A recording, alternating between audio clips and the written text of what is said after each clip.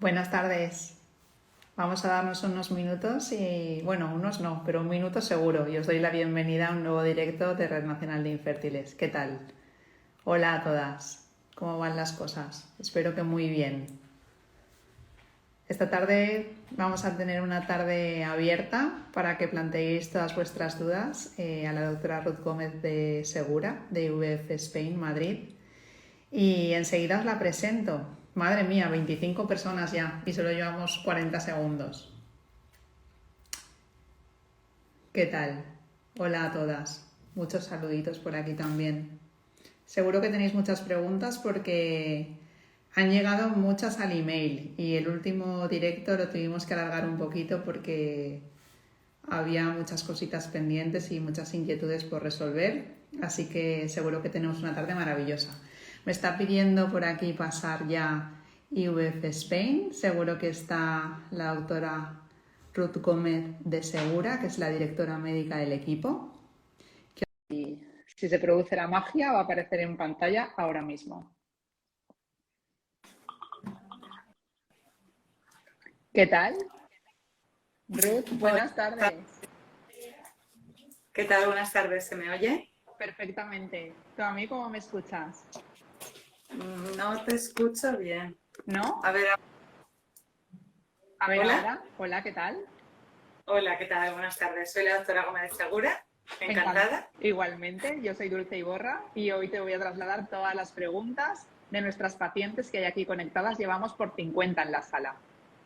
Fenomenal, pues nada. Aquí estamos para resolver las dudas que puedan ir surgiendo. Bueno, ya te he presentado, ya saben que diriges el equipo médico de IVF Spain Madrid y que tienes 15 años de experiencia en reproducción asistida y una grandísima profesional según nos han trasladado tus compañeros y también algunas de tus pacientes.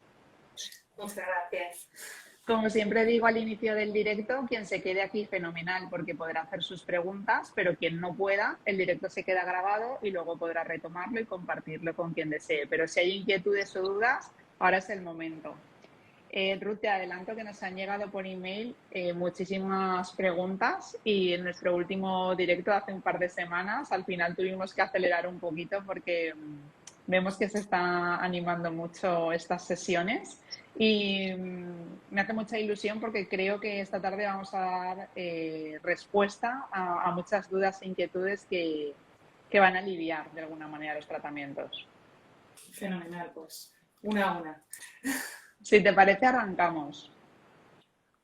Cuando quieras. Muy bien, dice una paciente que nos remite por email. ¿Es normal antes de la punción, sin saber cuántos óvulos han extraído, ni óvulos fecundados, que tengas que decidir si dejas embriones a día 3 o 5? Esta decisión nos generó mucha confusión al no saber el número de embriones a día 3. Llegaron 4 a día 3 y tan solo 1 a día 5. Ahora estamos a la espera del resultado del diagnóstico genético preimplantacional. Bueno, habitualmente se pacta con los pacientes el tipo de tratamiento que desean realizar. Son diferentes tratamientos, ir a día 3 que ir a día 5 y la expectativa claramente es diferente. El llevar los embriones a día 5 en general es una gran ventaja, porque pensamos que si el laboratorio es bueno y el incubador es bueno, los embriones que no llegan a día 5 en el incubador tampoco habrían llegado a día 5 dentro del útero. Por tanto, tampoco tendría mucho sentido haberlos transferido.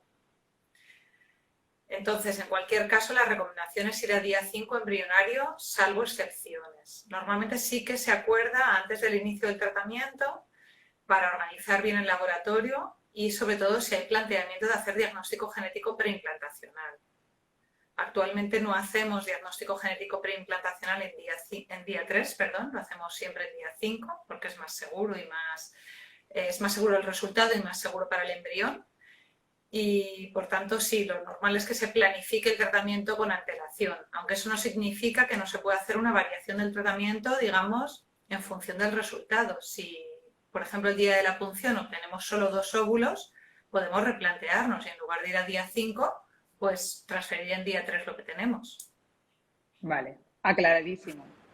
Viene otro caso clínico por aquí. Dice, tengo 37 años, baja reserva, 0,4 o 0,6, depende de la clínica.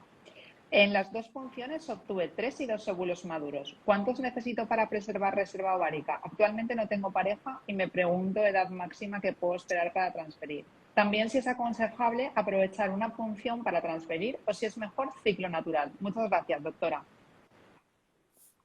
Bueno, son un montón de preguntas. Bueno, Siempre sí, recomendamos venir con papel y boli. Y como siempre decimos, cada caso es único y esto es solo orientativo.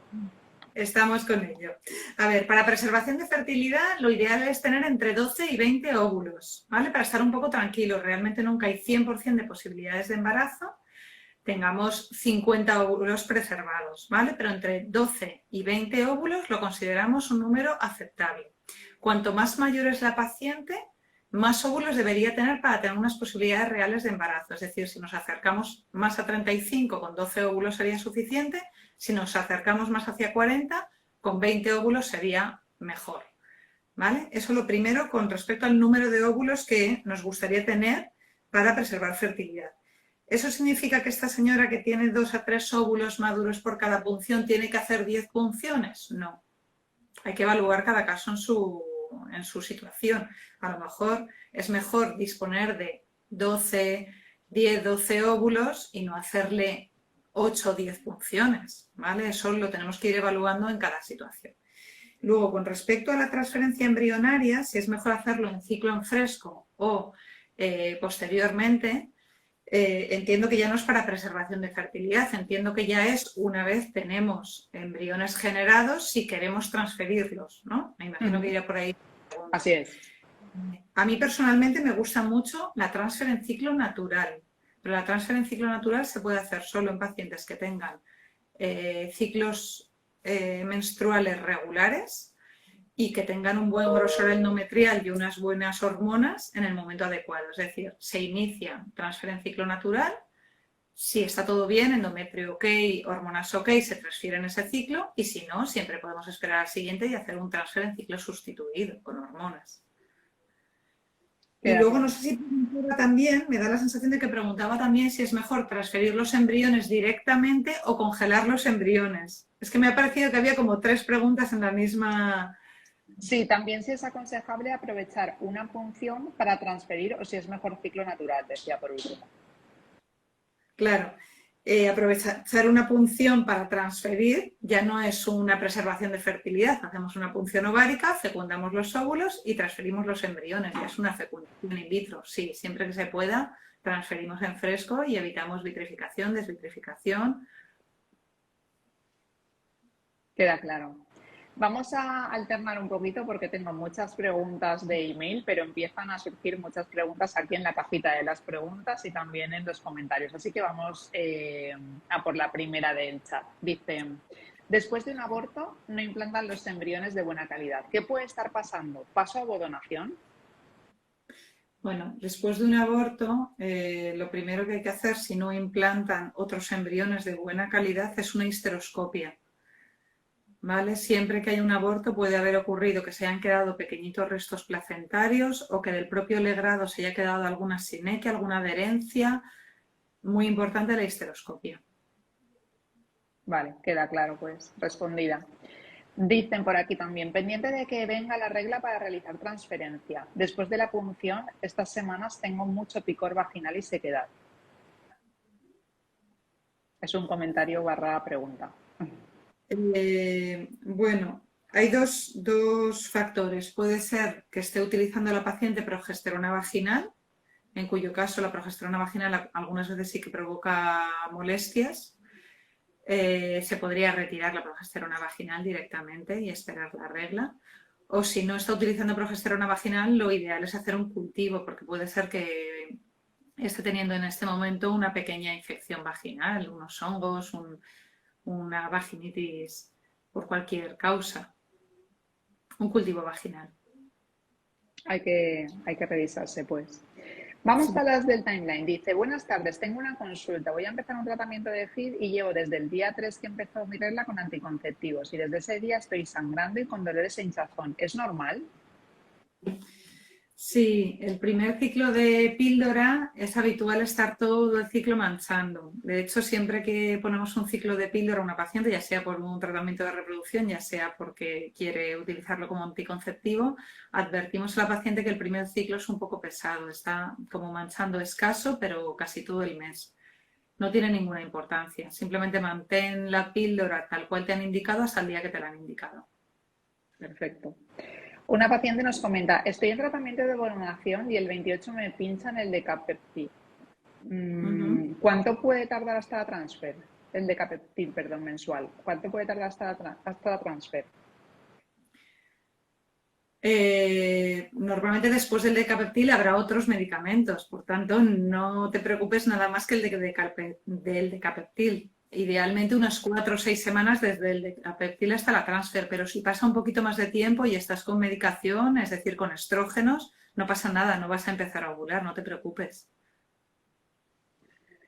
Y una más por aquí. Hola, tengo 33 años y baja reserva ovárica. No comprendo muy bien cómo deberían estar los valores de TSH, T3 y T4 totales. Aparentemente todos los valores los tengo dentro del rango y 0,5 de antimuleriana. No, perdona, de Bueno, AHM, sí, de hormona de antimuleriana. antimuleriana. Los valores de TSH, T3 y T4 no tienen nada que ver con la reserva ovárica, son valores tiroideos. Que estén normales, pues es bueno, hay que tenerlos en cuenta, porque si están mal los ajustamos, pero no tienen nada que ver con la reserva ovárica. De los valores que me presentas, lo que sí que te han hablado es de 0,5 de hormona antimuleriana, que es una hormona antimuleriana baja para tu edad. Lo ideal sería tener entre 1,5 y 2, pero vamos, por lo menos 1. 0,5 es muy, muy bajito para 33 años. Es un dato aislado, es decir, siempre hay que hacer un recuento de folículos antrales y repetir la hormona antimuleriana. Solo por un valor no vamos a pensar en algo negativo. Todo buenas noticias. Son las 7:15. Hemos superado el primer cuarto de hora de nuestro directo. Estamos hablando con la doctora Ruth Gómez de Segura, que dirige el equipo de IVF Spain Madrid. Ella es ginecóloga y obstetra y especialista en reproducción asistida. Y está atendiendo esta tarde todas vuestras preguntas, que hay un montonazo. Vamos a continuar con las que nos han llegado esta tarde por email. Bueno, esta tarde no, durante los últimos días, y yo he recopilado aquí esta tarde. Y luego continuamos con las del chat. Dicen por aquí, ¿tener la prolactina alta puede estar relacionado con la baja respuesta a la estimulación ovárica? Puede estar relacionado, no es el factor más determinante, pero sí que es lo razonable antes de iniciar ningún tipo de tratamiento de estimulación de la ovulación, ajustar las otras hormonas que se pueden ajustar, como son la TSH y la prolactina. Muchas veces la prolactina un poquito alta, un poquito por encima del límite de referencia, no tiene ninguna importancia porque la prolactina es una hormona que va haciendo como subidas y bajadas a lo largo del día y hace especialmente subidas cuando nos estresamos. Por tanto, te pueden hacer una analítica en un momento de subida y el resto del día estar dentro de límites normales. Pero si está muy alta, sí que conviene poner tratamiento antes de iniciar ningún tipo de estimulación de la ovulación. Vale.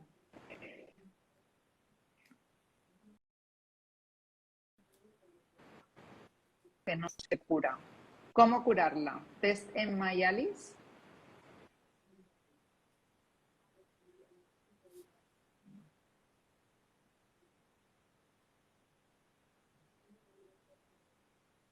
Hola, se pierde un poquito la Sí, conexión. repito la pregunta, que creo que se ha perdido justo en ese momento.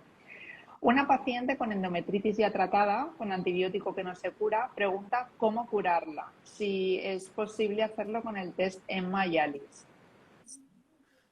No, en principio no tiene nada que ver.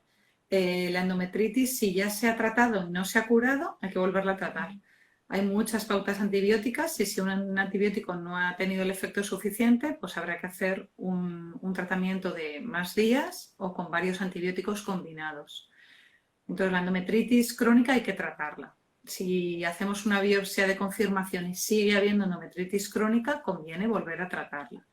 El test en Mayalis son sobre la disbiosis, es decir, alteraciones de la flora natural y no de la flora patógena, ¿vale? Que se trata con probióticos, es otro tipo de alteración.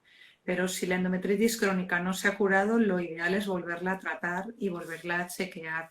Si es necesario, se puede hacer un cultivo endometrial para ver qué germen en concreto está produciéndola y un antibiograma para ver qué antibióticos son los recomendados en ese caso. Cuando aparecen preguntas como esta, algunas pacientes preguntan, porque suelen ser diagnósticos que vienen después de los primeros, ¿cómo se puede sospechar que alguien tiene endometritis crónica? ¿Cómo se llega a ese diagnóstico que no es de primera consulta?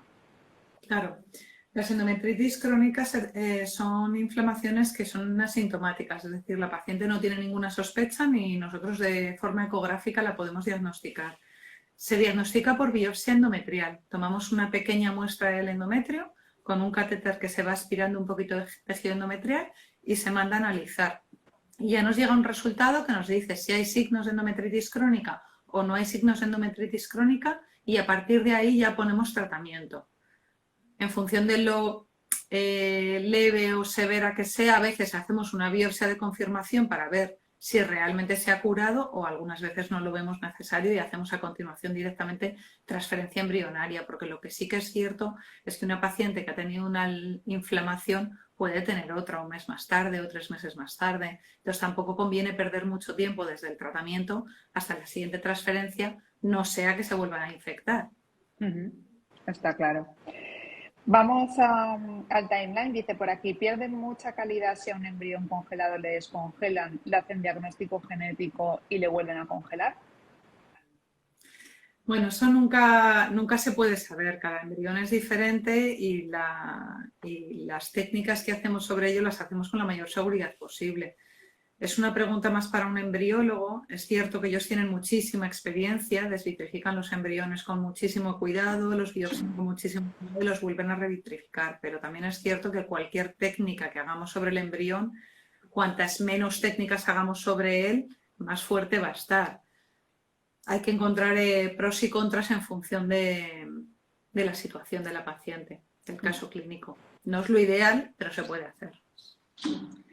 Preguntan por aquí, ¿qué pruebas puedo hacer para ver el fallo de implantación después de 4 transferencias de blastos negativas? La primera prueba y la más eficiente es la histeroscopia. Ver el útero por dentro nos ayuda a ver si hay algún problemita que no hemos podido ver por ecografía, ¿vale? Cualquier adherencia, cualquier pólipo, cualquier mioma que resalte, malformación uterina. La histeroscopia es fundamental. Aprovechando la histeroscopia solemos tomar muestra para ver signos de endometritis crónica, cultivo endometrial y anatomía patológica, ¿vale? Para ver si hay alguna alteración celular. Eso con respecto a la histeroscopia. Luego, por otra parte, cuando hay fallo de implantación debemos estudiar las trombofilias, alteraciones de la sangre que pueden influir en el normal flujo entre el útero y la placenta. Cuanto mejor flujo hay, más posibilidades de embarazo y de que no haya aborto. Y otros estudios que se pueden hacer son la ventana de implantación mediante el ERMAP para ver el momento ideal para la transferencia embrionaria. Es una biopsia endometrial que se hace en el momento en el que haríamos la transferencia, es decir, preparamos a la paciente como si fuéramos a hacer una transferencia embrionaria, ya sea en ciclo natural o en ciclo sustituido, y el día que está lista para la transferencia embrionaria no hacemos la transferencia embrionaria, tomamos una pequeña muestra del endometrio y de esta pequeña muestra analizamos si el endometrio es receptivo o no. Si en ese momento es receptivo, significa que en la siguiente transferencia debemos hacer la misma pauta, con el mismo número de días de medicación y todo igual. Si no sale receptivo, nos van a recomendar repetir la prueba con un día más o un día menos de progesterona, hasta asegurarnos de que en el momento en el que estamos haciendo la transferencia embrionaria es el momento más receptivo del endometrio. Esta prueba es también muy interesante. Luego hay otros test que se pueden hacer del tipo inmunológico. Inmunológico tenemos test en sangre, son analíticas que hacen los inmunólogos para valorar si hay alguna patología que está haciendo que rechacemos el embrión, pero también se pueden hacer test en endometrio. Por ejemplo, el IMAP es un test endometrial sobre la inmunología, a ver si necesitamos algún tipo de tratamiento para favorecer la implantación. Perfecto. Vamos a la siguiente. Dice, después de una hiperestimulación ovárica, ¿se podría hacer la transferencia al siguiente ciclo o hay que esperar 2 ciclos? Depende de la ecografía. Normalmente después de una hiperestimulación ovárica hacemos una ecografía con la siguiente menstruación y en esa menstruación vemos a ver cómo está. Si vemos que los ovarios han cogido su tamaño normal y todo el útero y los ovarios están bien por ecografía, podemos directamente iniciar tratamiento para una transferencia embrionaria. Si vemos que los ovarios están muy aumentados de tamaño, que alguna alteración de la ecografía nos llama la atención, pues esperamos un ciclo más hasta que todo el cuerpo vuelva a la normalidad y sea un buen ciclo para hacer la transferencia embrionaria. Perfecto. Siempre que es muy importante la imagen. Y como siempre decimos, el tratamiento siempre es personalizado, ¿no? No vale una pregunta. Tenemos que evaluar la situación. Habrá pacientes que se recuperan divinamente con la primera menstruación y las que no se hayan recuperado bien en la primera menstruación, que no se preocupen porque en la segunda van a estar recuperadas, ¿vale? O sea, tranquilidad en ese sentido, que no todas las personas somos iguales, pero sí que la mayoría de las personas, si no es en la primera regla, en la segunda están completamente normales, ¿vale? Tanto a nivel de ecografía como de analíticas hormonales. Genial. Preguntan por aquí, después de 2 abortos, ¿recomiendo un estudio de inmunología reproductiva? Después de 2 abortos hay que evaluar bien el caso, ¿vale? No hay que hablar, como decíamos antiguamente, que mínimo 4 abortos para hacer una evaluación de abortos de repetición, pero tampoco hay que hacer todas las analíticas a todas las pacientes, ¿vale? Por ejemplo, si yo tengo una paciente de entre 40 y 43 años que tiene 2 abortos con óvulos propios, lo voy a achacar casi seguro a factor edad, ¿vale? A los embriones. El 80% de los casos van a ser, o más, van a ser por la edad de la paciente. Entonces estamos pensando en un problema embrionario, es decir, es el embrión que se para solito porque tiene un problema genético, ¿vale? No tiene mucho sentido en estos casos hacer 1000 analíticas sobre problemas que no son embrionarios. Tiene más sentido estudiar el embrión, hacer un diagnóstico genético preimplantacional y saber que estamos transfiriendo embriones que efectivamente son de buena calidad, son cromosómicamente normales. Por contrario, si tenemos una paciente que ha tenido 2 abortos en tratamientos con diagnóstico genético preimplantacional o muy jóvenes o con novodonación y con semenes completamente normales que pensamos que el embrión no es el problema, pues hay que estudiar el resto de los problemas, como hemos comentado. Lo primero de todo, el útero, que es el más importante, trombofilias, ventana de implantación, e incluso aunque haya abortos, ¿vale? Sobre todo en los bioquímicos, y factor inmunológico. Genial. Nos dicen por aquí, muchas gracias, doctora. Muy agradecidos todos. Por aquí llevamos un ritmo importante, ¿eh? Le hemos dado buenas respuestas a muchas preguntas y nos quedan otras cuantas. No, genial. Esto va, que podéis seguir preguntando, ¿eh? Que hoy vamos a llegar hasta el final. Dicen por aquí, tengo baja reserva y voy a FIB. Tengo un folículo que mide 17. ¿Contendrá ovocito? Yo siempre digo que me encantaría tener una bola de cristal, que ojalá algún día los reyes me la traigan. No lo sé, no lo sé. La mayoría de los folículos contienen ovocito, pensamos que contienen ovocito. Que ya ese ovocito salga, sea maduro, no sea inmaduro, no sea atrésico, sea fecundable, son muchos pasos, ¿vale? Por eso siempre decimos que lo ideal es tener un grupito de óvulos, pero eso no significa que no merezca la pena ir a punción, ¿vale? Un folículo es una posibilidad de un ovocito y un ovocito es una posibilidad de un embrión. Y un embrión es una posibilidad de un niño en casa. Así que yo os animo de verdad que merece la pena intentarlo, que si tenemos un buen folículo vayamos a punción e intentemos sacar ese bebé que queríamos.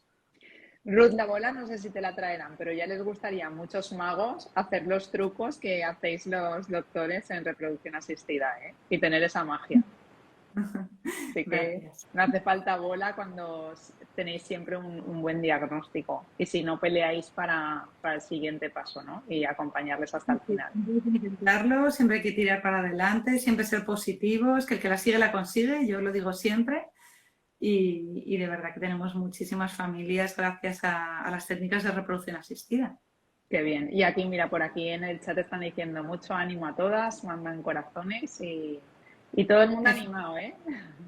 Efectivamente, así es. Hay que estar animado y hay que tirar para adelante, nunca mirar para atrás, siempre hacia adelante. Pues sí. Continuamos con otra cuestión sobre inmunología. Dice, buenas tardes, oigo mucho sobre el inmunólogo y el hematólogo y no sé si debería ir. Nuestros cariotipos están bien y los análisis de sangre también. ¿Debería preocuparme por hacerme alguna otra prueba?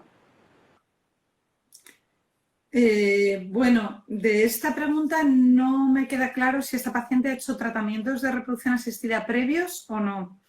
Si no ha hecho tratamientos de reproducción asistida previos y no tiene ninguna sospecha de que tenga un problema hematológico, por ejemplo, algún antecedente en la familia, alguna trombosis previa o inmunológico, que tenga, por ejemplo, alguna enfermedad autoinmune, anticuerpos antinucleares positivos, una tiroiditis, un lupus, no es necesario de primer nivel hacer un estudio inmunológico ni hematológico.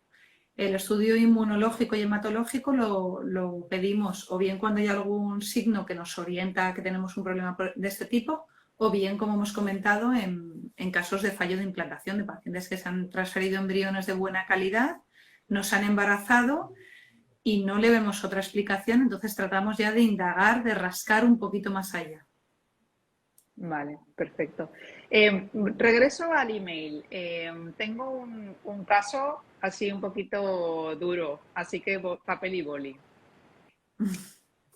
Vamos a ver. Dice, tengo 40 años.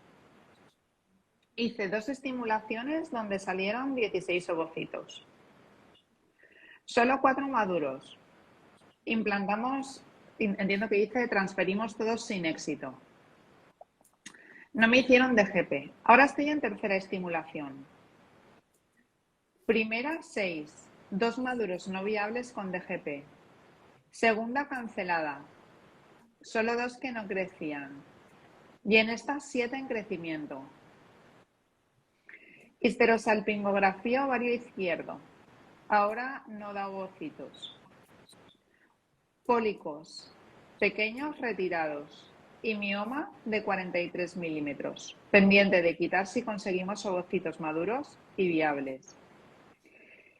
¿Qué pruebas pueden aconsejar? Tengo la coagulación normal, esperma normal, 64 kilos de peso, 1,60 de altura y sin embarazos previos. A ver, lo primero de todo en este caso es conseguir, como la paciente veo que está en proceso, o sea que va por el buen camino, conseguir un embrión sano, ¿vale? Como hemos comentado, lo principal para conseguir embarazo es que el embrión sea cromosómicamente normal, ¿vale? Entonces entiendo que lo que está haciendo es un tratamiento de fecundación in vitro para diagnóstico genético preimplantacional y cuando tengamos un embrión sano, entonces hay que tener mucha paciencia, ¿vale? Porque cuando encontramos por fin el embrión sano, pues nos lo queremos poner, queremos ir corriendo a transferirlo porque pensamos que ya tenemos la solución en nuestra mano. Tenemos casi la solución en nuestra mano, tenemos el 80%, que es lo más importante, que es el embrión, pero no debemos descuidar el otro 20%, y más en casos como este, que conseguir un embrión sano nos ha costado un montón de trabajo, ¿vale? Entonces, fundamental, primero conseguir un embrión sano, cuando lo tenemos, paciencia. Ese es el momento de revisar todo lo demás. Repetir la histeroscopia si hace falta para ver si queda algún polipito o algún pólipo de los que le han quitado ha podido volver a crecer. Los pólipos pasa como con las verrugas, los quitamos, pero de la base vuelven a veces a salir.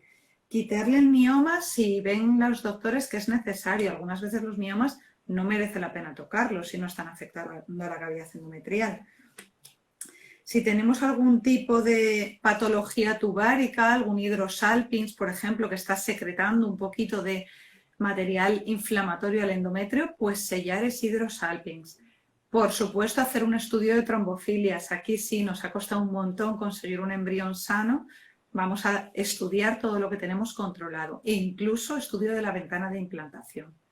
¿vale? Estos son casos especiales. Cuando nos ha costado mucho conseguir un embrión sano, es como si tuviéramos 4 abortos previos. Ese embrión para nosotros es oro y tenemos que transferirlo solo cuando tenemos todos los demás, digamos, checkpoint controlados. Qué difícil es a veces, ¿eh? Cuando lees casos así, con tantas dificultades. Bueno, tengo que decir que la mayoría de los casos son difíciles, ¿vale? Los casos fáciles pues se embarazan en su casa, ¿vale? Muchas veces las pacientes dicen, es que tengo un caso muy difícil, muy difícil. Bueno, es que a veces la vida no es fácil, pero eso no significa que no haya solución, ¿vale? Afortunadamente. Tenemos que ir paso a paso y no tener prisa, ¿vale? Ahí sí que nosotros somos muy partidarios de sin prisa pero sin pausa. Ujú. Muy buen consejo. Y medirse las fuerzas, que siempre lo decimos, un buen diagnóstico para obtener un buen pronóstico y saber hasta dónde estamos dispuestos a llegar, ¿no? Exactamente, muy, muy, muy importante. Ir a paso, tener una estrategia. Esta estrategia en este caso en concreto es conseguir un embrión sano. Cuando lo tengamos, tomar aire. A veces incluso nos vamos de vacaciones, ¿vale? Ya tenemos el embrión sano, ya lo tenemos ahí guardadito, ¿vale? Y luego ya cuando lo tenemos todo controlado, nos planteamos la transferencia embrionaria. Pues sí, a veces es mejor parar. Vamos, volvemos a la cajita, que tenemos aquí una pregunta que dice, ¿mínimo hidrosalpinx puede afectar aunque la trompa sea permeable? Sí, la verdad es que sí, los hidrosalpins son difíciles de diagnosticar porque a veces se ven más inflamados y a veces menos, pero si es un hidrosalpinx visible por ecografía, no es tan leve como pueda parecer, ¿vale? Normalmente la trompa no se ve por ecografía. Si la trompa se ve por ecografía, significa que está inflamada. Aunque algunas veces no se vea, si se ha visto previamente, significa que está inflamada. Esa inflamación secreta a veces una pequeña cantidad de líquido que baja al endometrio y dificulta la implantación. Por eso los hidrosalpinx lo ideal es sellarlos, ¿vale? Por laparoscopia, los cirujanos, los ginecólogos cirujanos van a o quitar la trompa o si lo ven más fácil, sellarla, simplemente cerrarla para que ese líquido no pase al endometrio y no dificulte la implantación. No sé si puedes leer el chat que dice aquí una paciente, doctora, merece usted un monumento de las pedazo preguntas que está contestando esta tarde. Gracias, no lo estaba leyendo, estoy aquí intentando no perderme nada. Qué buenos los comentarios y cómo nos animan y qué bien recibidos son. Así que gracias a quienes estáis ahí cada tarde, mucho ánimo y aquí estamos para lo que haga falta. Continuamos. Pregunta una paciente por aquí. ¿Se podría tener problemas de implantación con 3 cirugías por miomas? Las cirugías por miomas depende sobre todo de cuánto afecta la cavidad endometrial, ¿vale? Los miomas son tumores benignos que están en la parte de fuera del útero, ¿vale? En el músculo. El útero es un músculo, como un globo, pero que la capa es gordita. Si los miomas están, digamos, hacia afuera o dentro del músculo, no afectan para nada la implantación.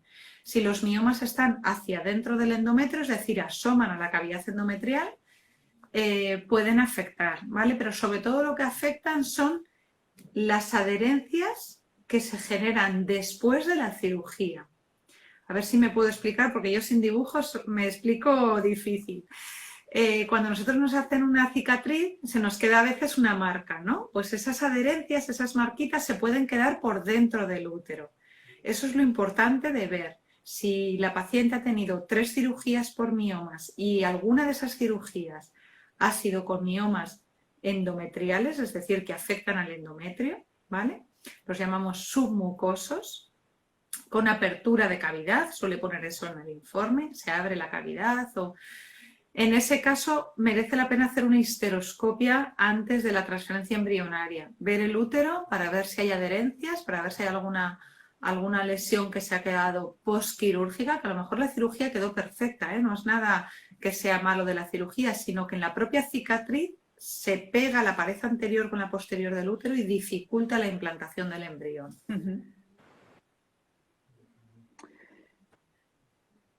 Este es un caso muy habitual. ¿El caso de las miomectomías? Mm.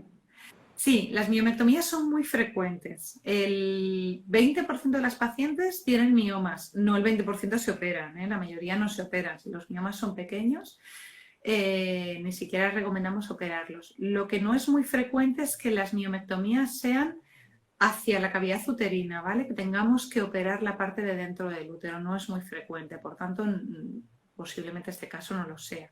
Pero hay que tenerlo en cuenta. Si lo ha sido, si ha llevado apertura de cavidad, que puede haber algún tipo de adherencia posquirúrgica, sinequias uterinas, y en ese caso sí merecería la pena resecarlas y chequear que el útero ha quedado bien limpito por dentro y sin ninguna cicatriz. Me imagino que el tema de las cicatrices es un tema a tratar aparte, ¿no? Para que no se peguen las paredes, para que no haya problemas después. Comento esto porque hay muchas pacientes que tienen que someterse una y otra vez a cirugías de este tipo y es una preocupación constante, ¿no? Porque después de todo el camino que recorres y hacer el tratamiento, pues te genera un poco esa inseguridad de si quedará la cavidad perfecta para el inicio de todo lo que viene después. En estos casos yo siempre recomiendo que se haga todo, digamos, colaborando el médico que hace la cirugía con el médico que va a hacer el tratamiento de reproducción asistida, ¿vale? En general, los médicos tratamos de buscar nuestro lado de la historia, ¿no? Pero el lado de la historia de cada uno, pues a veces no es el mismo, entonces tenemos que ayudar a la paciente a ir en la misma línea. No me atreví a plantearlo así, pero era justo lo que quería decir.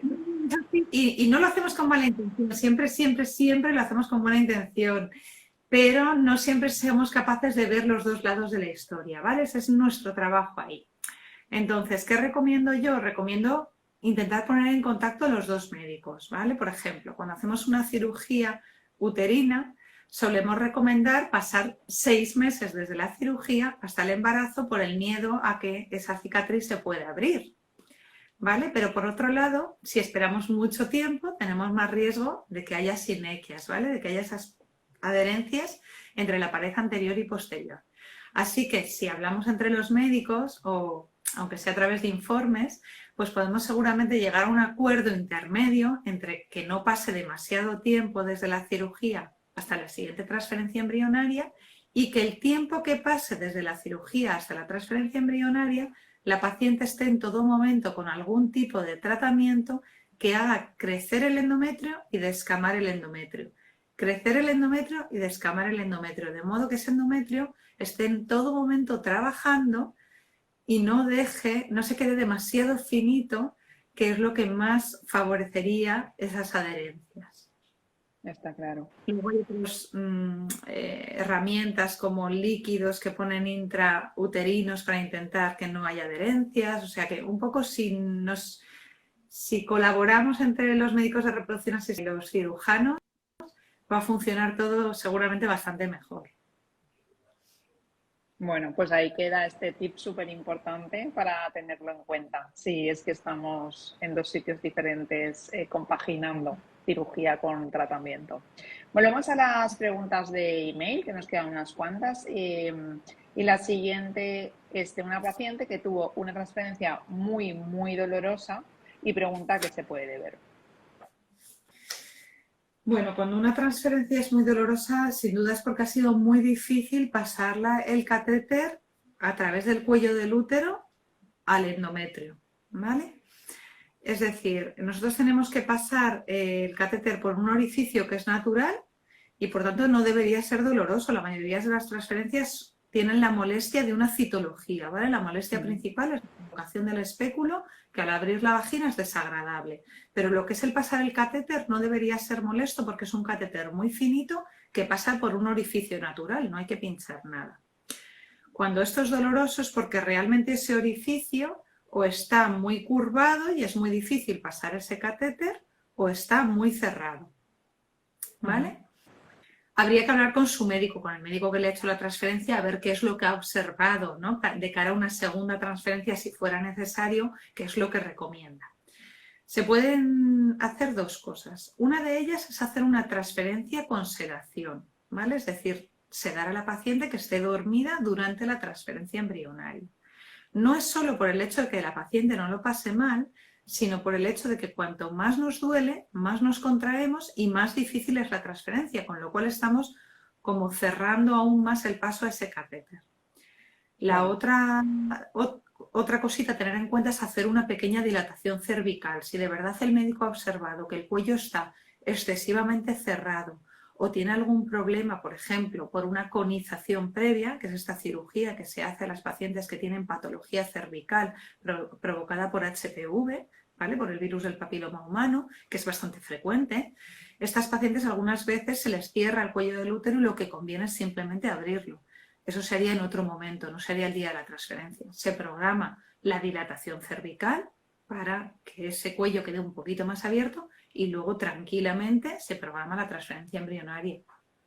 Qué buenos consejos, doctora, porque aunque esto suceda, en la siguiente ocasión el doctor no tiene ni por qué recordarlo ni tenerlo en cuenta y la paciente ahí puede ser una ayuda de cara a la próxima transferencia, ¿no? Y que todo sea más fácil para ambos. Vosotros siempre nos comentáis todo.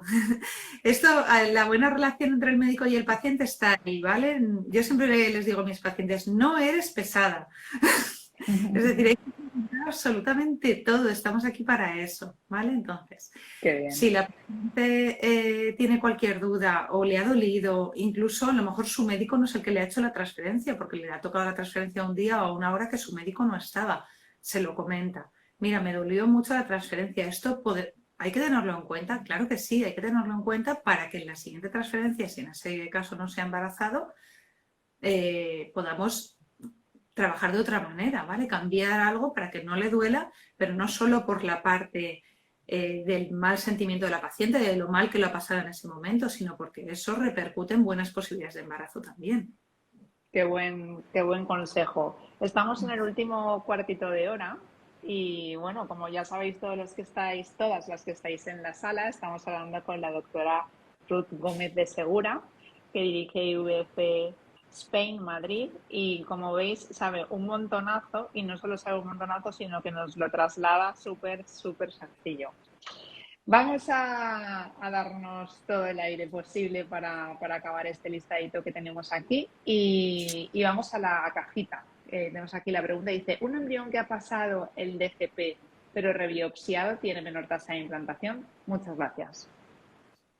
En principio no, ¿vale? Los biólogos solo van a rebiopsiar un embrión si lo ven en condiciones para poder hacerlo, ¿vale?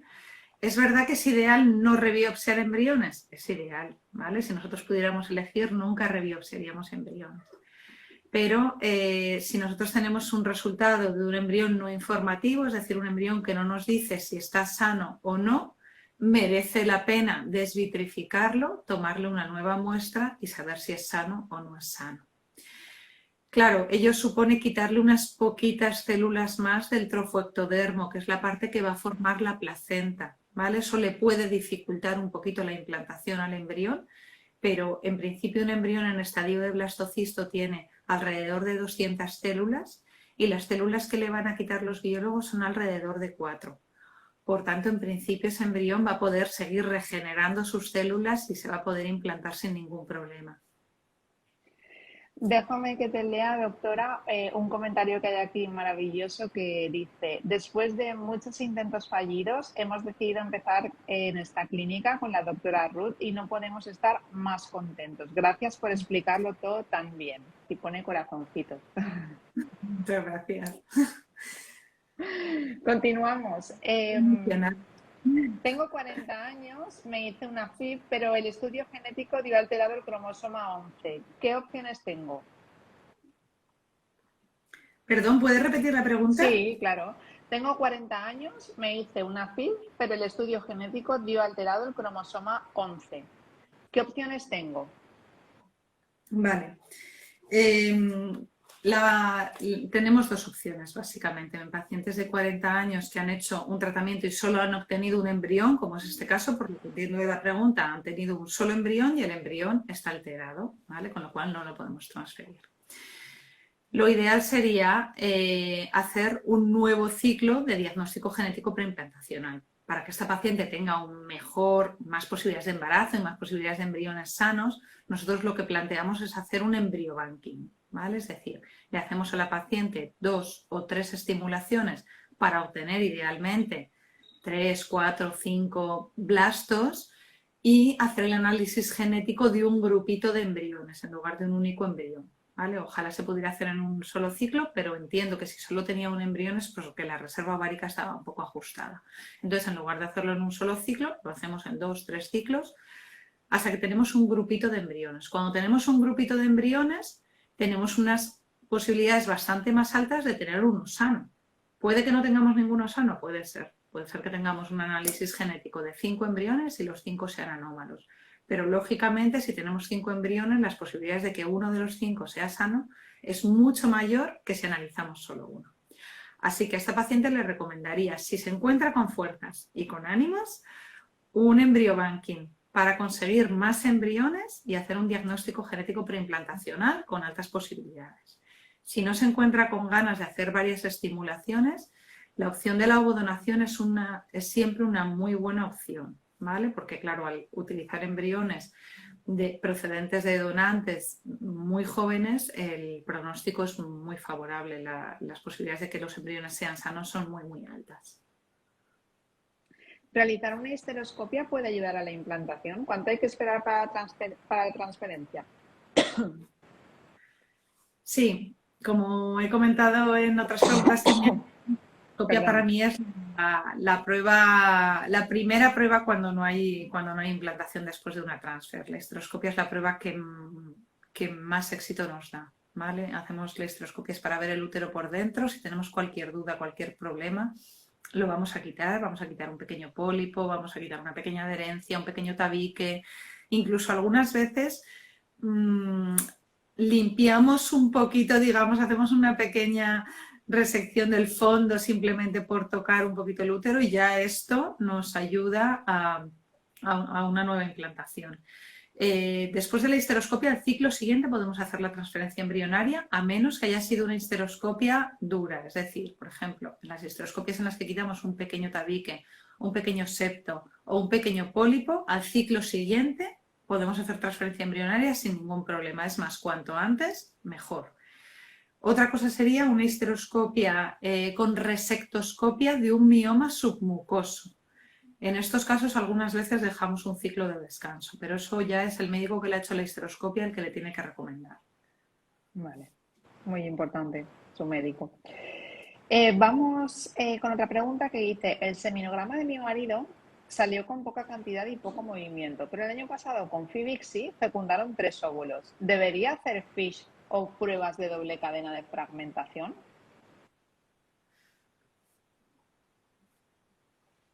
Vale. Bueno, hay que ver las cosas en su ambiente, ¿vale? Fecundaron 3, no es lo mismo que de 4 ovocitos fecunden 3 que de 12 ovocitos fecunden 3, ¿vale? Si es de 12 ovocitos han fecundado 3, ojo, eso no es lo habitual. Lo habitual es que fecunden el 90% de los óvulos microinyectados. Si de 4 ovocitos o de 3 ovocitos fecundaron 3, es una tasa de fecundación completamente normal. Luego, a la hora de decidir si hacemos más pruebas del varón, como el FISH en espermatozoides o la fragmentación del DNA espermático, hay que tener en cuenta no solo la tasa de fecundación, sino también la calidad de los embriones. El embrión viene determinado por la calidad del óvulo y la calidad del espermatozoide. Si sospechamos que tenemos muy buena calidad ovocitaria y tenemos un mal embrión, sospecharemos que tenemos un problema espermático y por tanto merece la pena ampliar el estudio del varón.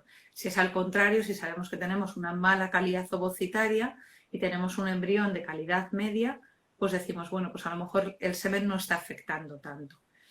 Por un único ciclo, si tenemos embriones de calidad aceptable y la fecundación ha sido de un 90% aproximadamente, no sería necesario ampliar el estudio de la fragmentación del DNA y del FISH en espermatozoides de primer nivel. Pero si ha sido una baja tasa de fecundación, una mala calidad embrionaria, entonces sí recomendaría ampliar el estudio. En cualquier caso, son pruebas que son inocuas para el paciente, es decir, hacen en un eyaculado y por tanto si los pacientes quieren hacerlas no le perjudican nada. Claro. No es como hacer biopsia, no son invasivas, o sea que adelante con hacer las pruebas y si sale algo tenemos más datos, siempre nos ayuda. Pocas veces sufren tanto ellos como nosotras, ¿eh? Es así, en esto sí. Continuamos. Preguntan por aquí, ¿con una reserva ovárica de 0,7 es posible conseguir óvulos propios? Hormona antimuleriana de 0,7, entiendo que quiere preguntar. Sí. Sí, claro que sí. 0,7 no está mal. A ver, nos gusta más por encima de 1, pero con 0,7 sí que podemos obtener 3, 4 ovocitos y con 3, 4 ovocitos conseguir un embarazo perfectamente. ¿Y se puede engrosar el endometrio midiendo 5 milímetros en el estado de ovulación? Claro que sí, claro que sí. Tenemos, por suerte, bastantes fármacos que ayudan a mejorar el endometrio.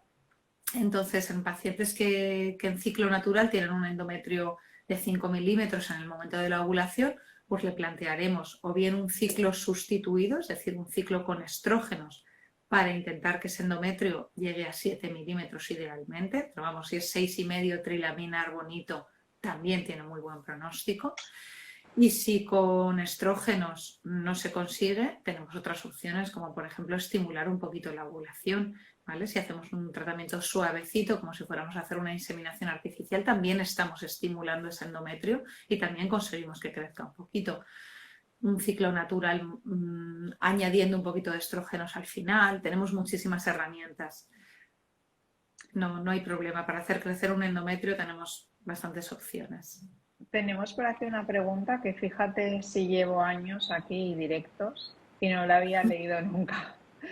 Y es muy bonita, dice, tengo un bebé de 6 meses por fecundación in vitro, estoy con lactancia materna exclusiva y quería saber si es recomendable o desaconsejable otra FIV, puesto que tengo endometriosis en grado 4. Esta pregunta dice que se puede, así que ánimo, y además luego queda ganas de más, que también es muy importante. Genial. Bueno, vamos a ver. No entiendo muy bien de la pregunta si lo que pregunta es si se puede hacer una fecundación in vitro sin quitar la lactancia. Claro, esa es la pregunta, yo creo. Se puede hacer fecundación in vitro. Claramente se puede hacer fecundación in vitro después de haber tenido un bebé con una endometriosis grado 4, pues tranquilamente cuando quiera podemos hacer otra fecundación in vitro y tener otro bebé, por supuesto que sí. Y además cuando ya lo has conseguido, pues ya tenemos, bueno, pues primero la energía suficiente para seguir adelante y luego pues que sabemos que es posible, ¿no? Que esos óvulos y esos espermatozoides funcionan. La pregunta que me imagino que la paciente hace es si se puede hacer con la lactancia materna, ¿vale? Sí. ¿Por qué? Pues porque, claro, estas pacientes la mayoría de las veces no quieren dejar pasar mucho tiempo para la siguiente fecundación in vitro porque sabemos que la reserva ovárica va bajando y nuestras posibilidades de embarazo van bajando, pero al mismo tiempo pues quiere disfrutar de esa lactancia materna, ¿no? Porque, claro, lógicamente con lo que le ha costado conseguir su bebé, pues no vamos a dejarlo a medias, ¿no? Entonces, bueno, yo lo que les recomendaría es hacer una estimulación de la ovulación y vitrificar o los ovocitos o los embriones, pero yo me los transferiría un poquito más adelante, ¿vale? ¿Por qué? No es imposible embarazarse con la lactancia materna y aquí hay mucha gente que seguro que lo sabe, lo ha leído, pero es verdad que la lactancia materna y sobre todo una lactancia materna exclusiva, es decir, una lactancia materna de 6, 8 tomas al día, nos va a provocar contracciones uterinas, es una cosa natural que provoca la lactancia materna. Esas contracciones uterinas nos pueden disminuir las posibilidades de implantación, nos pueden aumentar el riesgo de aborto y también aumentar el riesgo de embarazos extrauterinos, porque cuando nosotros dejamos el embrión justo en el centro del útero y el útero se contrae, puede eliminar el embrión fuera o mandarlo hacia las trompas, ¿vale? Con lo cual no es lo ideal transferir embriones con lactancia materna, ¿vale? Entonces yo sí le recomendaría hacer una nueva estimulación, aunque esté dando la lactancia, para no desaprovechar, digamos, esa reserva ovárica, pero que tenga en cuenta que idealmente es mejor guardar los embriones y transferir cuando no esté dando el pecho. Pues tiene que tomar una decisión, pues. Bueno, yo siempre digo, el hermanito también tiene mucho valor, no solo la Ya lo lactancia creo que materna, sí, un hermanito vale mucho. ya lo creo que sí. Vamos a por las últimas preguntas, que estamos en el tiempo de descuento. Dice por aquí una paciente, tengo una trompa obstruida, ¿supone tener hidrosalpinx? No, son dos cosas diferentes, ¿vale? El hidrosalpinx es una dilatación de la trompa, ¿vale? Puede estar además obstruida o no. Pero si ella en la histerosalpingografía, es decir, en la radiografía de las trompas, le han visto que una trompa está obstruida y no le han descrito en el informe nada de hidrosalpinx, lo más probable es que no tenga hidrosalpinx. Simplemente esa trompa no es permeable. Como no es permeable, es verdad que los espermatozoides no suben por la trompa y no encuentran al óvulo, pero también es verdad que no va a secretar esa trompa ningún tipo de líquido negativo para el endometrio. Está claro. Por aquí dice una paciente, solo tengo un blasto de día 6. ¿Qué pruebas podría hacerme para maximizar las probabilidades de implantación? Ya he revisado tiroides y están bien, también histeroscopía bien. Pensaba hacerme endometrio. Está muy bien hacer el endometrio, que es un test de receptividad endometrial junto con test de la microbiota. Nosotros no lo hacemos ERMAP, pero cualquiera de los dos son buenos test. Y también, como ya se ha hecho histeroscopia y hemos hablado de que los puntos más importantes para estar tranquilos de cara a una transferencia embrionaria son la histeroscopia, el estudio de la ventana de implantación y el estudio de trombofilias. Para mí son los 3 puntos principales, así que le faltaría el estudio de trombofilias. Viene una pregunta después, que no sé si es la misma paciente, porque las tengo aquí resumidas que me las chivan por WhatsApp, que dice, tengo hecha ventana de implantación y trombofilias, parece que está todo bien, agobia que no llegue el embrión sano, ¿algo para mejorarlo? Es posible que sea otra paciente, ¿eh? Claro, probablemente sea otra paciente. Lo que no llega es el embrión sano como mucho es lo fundamental, ¿vale? El 80% es el embrión. Así que Bueno, depende, agobia que no llegue, pero eso no quiere decir que no vaya a llegar. no vaya a llegar efectivamente. Bueno, lo dicho, el embriobanking es la opción mejor en el caso de que tengamos ahí poquita reserva ovárica, ¿vale? Tenemos más embriones, cuantos más embriones tengamos, más posibilidades de que uno sea sano. Lógicamente, el porcentaje de sanos depende sobre todo de la edad de la mujer, ¿vale? Cuanto más joven es la mujer, más posibilidad de embriones sanos. Y por tanto, con poquitos embriones, lo normal es que tengamos uno sano. Mientras que si la mujer está alrededor de 40-42 años, el 80% de los embriones son aneuploides, son anómalos cromosómicamente. Por eso, de 5, uno sería sano. Así que cuantos más embriones tengamos, más posibilidades. Nos despedimos con una pregunta de una beta, que creo que es la mejor manera de despedirse y ojalá la respuesta sea muy buena. Dice, ¿hasta cuándo duplican las betas cada 2 días? Me hice beta día 10 y me la tengo que repetir 18 días post-transfer. Si, por ejemplo, es 600, ¿podría ser de casi 10.000? Madre mía, qué pregunta más difícil. Voy a hacer matemáticas. El día 10 le hicieron la beta y era positiva, entiendo, ¿no? Sí. Y entonces se la tiene que repetir Ah, 18 días transfer, que sería ¿qué día? pues sería 8 días después de la primera beta, ¿no? La beta debe duplicar cada 2 días. Es decir, si la primera beta fue de 100, la segunda 2 días después, o sea, el día 12 debería ser de 200, O sea, el la día primera fue de 6, o sea, el día 10 fue de 600, o dice, por 600. ejemplo. Por ejemplo, el día 12 debería ser de 1.200, al día 14 debería ser de Mm. 2.400, o sea, tiene que duplicar cada 48 horas. Claro, el Pero, 16 de 5.000 y el 18 de 10.000. pero vamos, llegada a ese punto, lo que tiene más sentido es hacer una ecografía también, ¿eh? Porque pasada una beta de 1.000, normalmente el embarazo es visible por ecografía, ¿vale? Pasada una beta de 1.000, 1.200, podemos ver el embarazo por ecografía, ya no es necesario seguir duplicando y duplicando y duplicando betas. La beta la solemos repetir cuando tenemos una beta bajita, ¿vale? Es decir, cuando tenemos una beta que nos ha dado por debajo de 100, y queremos estar seguros de que ese embarazo va tirando bien para adelante. Entonces, si duplica cada 48 horas, es buena señal y nos animamos a seguir esperando hasta el día de la ecografía.